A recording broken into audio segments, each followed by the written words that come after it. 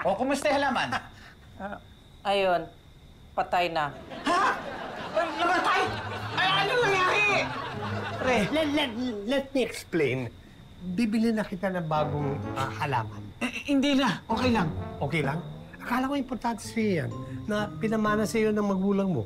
Oo, importante nga, pero yung pinamana, yung paso.